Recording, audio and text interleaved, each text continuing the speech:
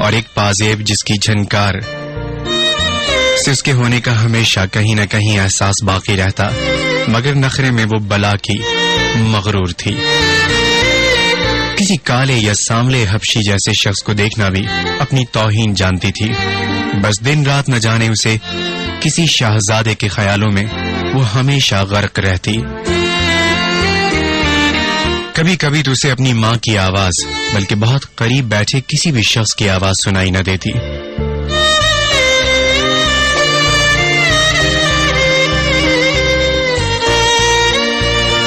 جب کبھی ماں غصے میں اس کی طرف بڑھتی یا کوئی جوتا اسے پھینک کے مارتی، ایک دم سے ہائے ماں کہتی، اپنے کندھوں کو سہلاتی، اپنی ماں کی طرف چل پڑتی۔ اسے برتن اور کپڑے دھونا اپنے حسین ہاتھوں کی شان کے خلاف لگتا تھا۔ روٹیاں اس لیے نہ تھاپتی کہ بھٹی کے آگے کام کرنے سے رنگت کہیں سانولی نہ پڑ جائے۔ ہانڈی پکانی اسے آتی نہ تھی، اب لے دے کے رہ گیا گھر کے جھاڑو کا کام، تو وہ یہ کہہ کر ٹال جاتی کہ اماں تمہیں تو پتا ہے نا کہ مجھے دھوئیں مٹی سے نزلہ ہو جاتا ہے، میں یہ سب کچھ نہ کر سکوں گی، اور یہ مویا جھاڑو یہ کام مجھ سے نہ ہو سکے گا۔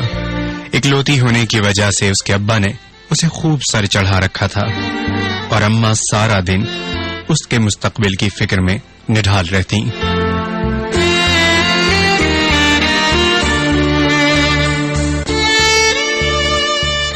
ماں نے بہت چاہا کہ اسے تعلیم پوری دلوائی جائے، 6ٹھی تک پڑھایا تھا، کچھ تو شعور آئے، پر رہی وہی جاہل بد دماغ لڑکی، بس ایک ہی کام بڑے سلیقے اور پابندی سے انجام دیتی، اور وہ تھا اس کے خواب دیکھنے کا کام۔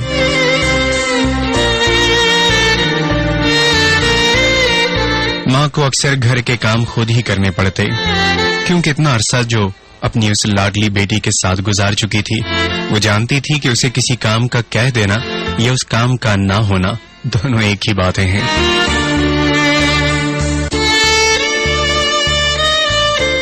لیکن اس عمر میں ماؤں کو گلے کیوں رہتے ہیں؟ یہی تو عمر ہوتی ہے خواب دیکھنے کی، کچھ سپنوں کو بننے کی۔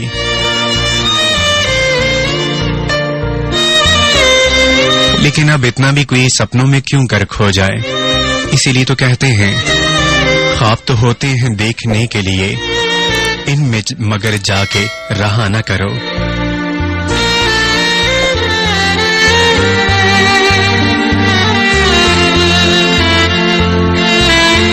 ماں نے ایک روز کپڑے دھوئے تو اپنی لاڈلی بیٹی سے یہ کہا کہ اسے جا کر ذرا چھت پہ تار پہ تو ذرا پھینک آؤ۔ کافی دیر ہو چکی لیکن بیٹی جی نیچے اتر کر نہ آئی، تو ماں نے جوتی ہاتھ میں تھامی اور سیدھی چھت پر چلی گئی۔ دیکھا تو مہارانی حسب معمول خوابوں میں گم ہے، اور بالٹی میں کپڑے جوں کے تون دھرے ہیں۔ ایک مرتبہ پھر ماں کی جوتی پڑنے پر ہائے اللہ کہتی نیچے کی طرف بھاگی۔ کچھ ایسا ہی حال رہتا اس پگلی کا۔ یہ تو تھا اس ماہتاب کی زندگی کا روزانہ کا معمول۔ پھر جب دور اس کے دوسرے گاؤں میں رہنے والے چچا نے اس کے لیے اپنے پیارے بیٹے دلیر علی کا رشتہ وہ لے کر اس کے گھر آئے، تو جہاں سارا خاندان خوش تھا وہیں ماہتاب بی بی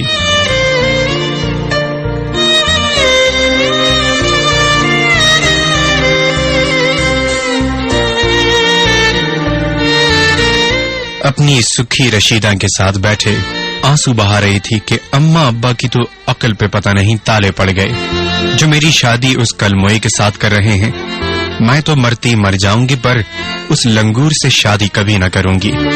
مگر ہوا وہی جو بزرگوں کا فیصلہ تھا۔ دلیر علی یوں کالی رنگت کا عام سے خد و خال کا لمبا چوڑا نوجوان تھا، مگر آس پڑوس کی سبھی خالائیں اس سے بہت متاثر ہوا کرتی، اور پھر کہتے ہیں نا شوق دیدار میں لمحے نہیں دیکھے جاتے، شوق دیدار میں لمحے نہیں دیکھے جاتے، وصف اچھے ہوں تو چہرے نہیں دیکھے جاتے۔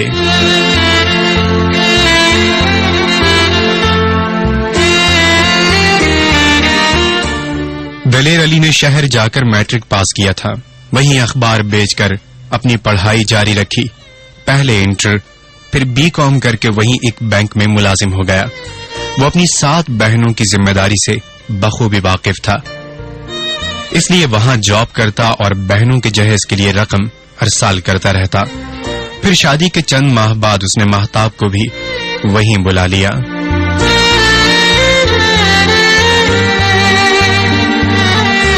ویسے دلیر علی جس فلیٹ میں رہا کرتا، اس کے سامنے والے فلیٹ میں ایک لڑکا اپنی پھپھو کے ساتھ مقیم تھا. شاید وہ بھی کہیں سے وہاں پڑھنے آیا تھا. جب ماہتاب کا ان کے فلیٹ میں آنا جانا شروع ہوا تو وہیں اس کی ملاقات مظہر سے ہوئی، جو ہو بہو اس کے خیالوں کے شاہزادے کی طرح تھا. وہ پاگل لڑکی دل ہی دل میں اس کی چاہت کا دم بھرنے لگی اور اب بہانے تلاش کرتی رہتی کہ کسی طرح سے دلیر علی سے لڑا جائے. بدقسمتی سے وہ اب اس کا شوہر ہے. اسے جب کوئی بات سجھائی نہ دیتی، وہ پہروں بیٹھ کر یہ سوچا کرتی کہ آخر ایسی کون سی بات ہے جسے دلیر علی کو کچھ کہا جائے، اسے شدید غصہ آنے لگ جائے، بات کسی طرح سے خراب ہو اور اس کی اس منحوس سے جان چھوٹ جائے. جب کوئی بہانہ نہ ملتا تو ایک بہت تکلیف دینے والا بہانہ اسے یاد تھا. وہ دلیر علی کو اپنے خوبصورت اور دلیر علی کے بدصورت ہونے کے تانے دیا کرتی، جسے وہ بالکل برداشت نہ کر سکتا. نتیجہ کیا نکلا؟ وہی کہ دلیر علی نے اپنی کولیگ مونا سے شادی کر لی اور اسے ایک الگ گھر میں رکھا. مونا نے اسے معمولی سے گھر کو ایک خوبصورت گھر میں بدل دیا. گو کہ وہ ماہتاب کی طرح بہت حسین تو نہ تھی، مگر سلیقہ، شعور اور شوہر کی عزت کرنے والی بلند اخلاق کی لڑکی تھی.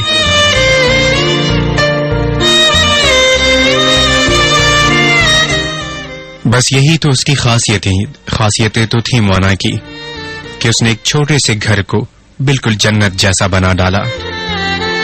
ادھر دوسری طرف مظہر ماہتاب کو ایک پڑوسی ہونے کی وجہ سے اگر اہمیت و عزت دیا کرتا تو وہ اسے مظہر کی محبت سمجھ کر اس کے خیالوں میں ڈوبی رہنے لگی. مگر ایک حقیقت تھی کہ ماہتاب ایک سراب کے پیچھے بھاگ رہی تھی. یہی کالی رنگت اور عام سی شکل و صورت کا انسان مونا کے لیے متاع کل تھا، تو ماہتاب کی نزدیک اس کی عزت و احترام صرف 2 کوڑی کیسی تھی.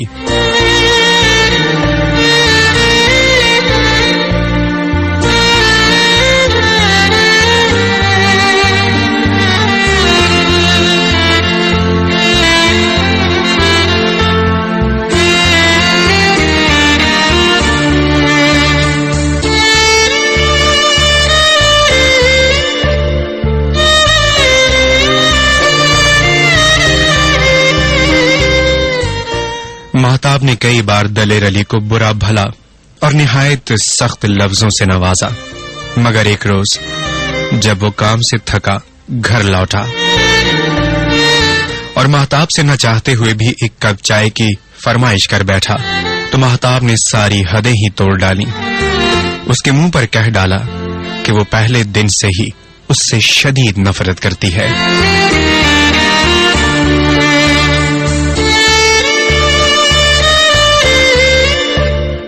اور جب اب اس نے اپنی زندگی کے لیے ایک بہترین ساتھی چن لیا ہے تو اب اس سے طلاق چاہتی ہے. ایک گناہ تو شوہر کے سامنے کسی دوسرے مرد کی محبت کا دم بھرنا، اور دوسرا گناہ ہر سہولت میسر آنے کے باوجود طلاق کا مطالبہ کرنا.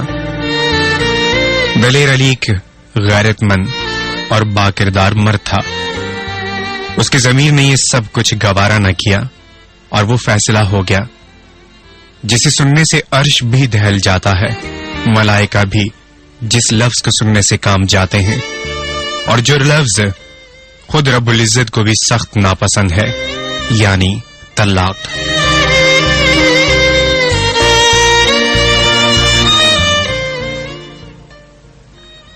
نہ چاہتے ہوئے بھی دلیر علی نے اسے چھوڑ دیا. ماہتاب کو طلاق ہوئی اب مہتاب بالکل آزاد تھی اور دلیر علی افسردہ کہ اس کے ہاتھوں ایک لڑکی کی زندگی تباہ ہوئی. مگر قصور دلیر علی کا نہ تھا. جب مہتاب ہی فقط ایک خواب کی تعبیر ہونے پر اپنے گھر کو برباد کرنا چاہتی تھی تو کوئی اور کیا کر سکتا تھا؟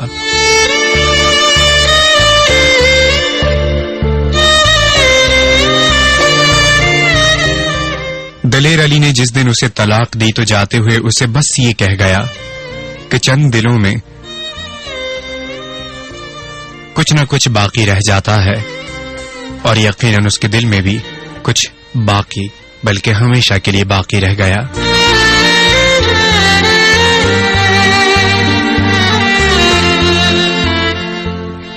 اس نے مہتاب سے کہا کہ کچھ ہی دنوں میں گاؤں سے تمہیں کوئی لینے آ جائے گا، جب تک تم یہیں رہو گی.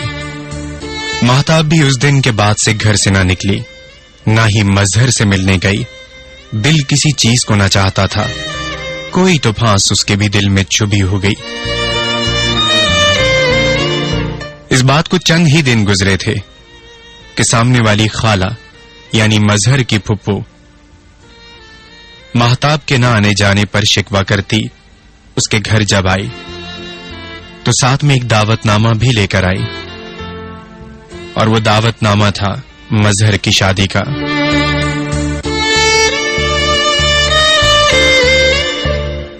مہتاب تو جیسے سن کھڑی تھی. اب اسے شدت سے دلیر علی کی طرف سے ملنے والی بے پناہ محبت اور دی جانے والی ہر آسائش کا احساس ہونے لگا. مگر دیر تو بہرحال کافی ہو چکی تھی. کچھ دن بعد وہ اپنی تباہی کا ماتم کرتی گاؤں واپس چلی گئی.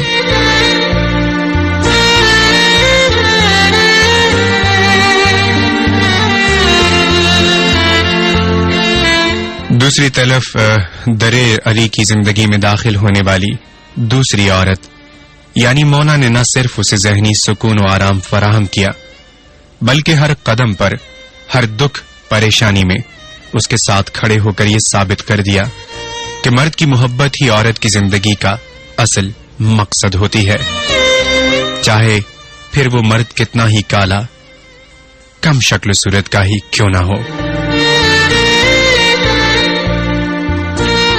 یہ بات نہ تھی کہ وہ خود بھی ایک عام سے خد و خال کی مالک تھی، بلکہ وہ دلیر علی کی طرف سے ملنے والی بے لوث اور بے پناہ محبت کو دیکھ چکی تو یہی سوچتی کہ اگر اتنا چاہنے والا اور خیال رکھنے والا ہم سفر ساتھ ہو تو انگاروں پہ چلنا بھی قبول رہتا ہے. یہ تو بس ہمارے دماغوں کا خلل ہوتا ہے کہ صورت کو سیرت پر فوقیت دیتے ہیں اور سپنوں میں ایسے کسی شخص کو چاہتے ہیں اور حقیقی دنیا سے کراہت سی محسوس ہوتی ہے. جس طرح ہر چمکنے والی چیز سونا نہیں ہوتی، بالکل اسی طرح ہر خوبصورت نظر آنے والا چہرہ کسی دیوتا یا پری کا کبھی نہیں ہوتا.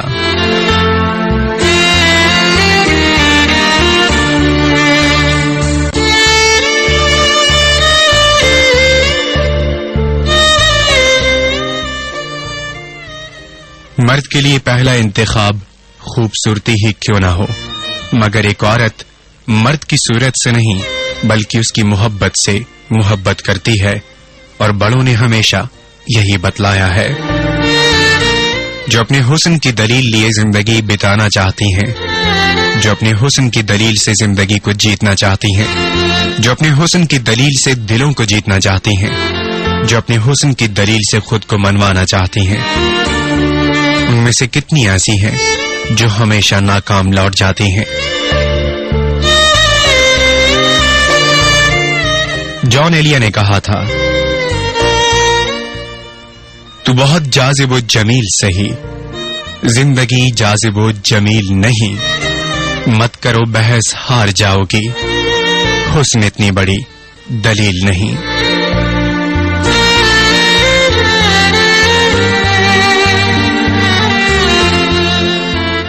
مت کرو بحث ہار جاؤ گی، حسن اتنی بڑی دلیل نہیں. ایک گھر بنا، ایک رشتہ جڑا، اور پھر وہ وقت بھی آیا کہ وہ رشتہ ٹوٹ گیا. دو لوگوں نے مل کر جو قافلہ بنایا تھا جس میں کچھ خواب تھے، کچھ خواہشات تھیں، کچھ سپنے تھے، وہ سب کچھ ٹوٹ گیا۔ نہ کہیں وہ مان رہا، نہ کہیں وہ محبت رہی۔ ایک راستے سے پھر دو راستے بن گئے، اور ایک ہی راستے کے مسافر دو الگ الگ راستوں پر چل پڑے۔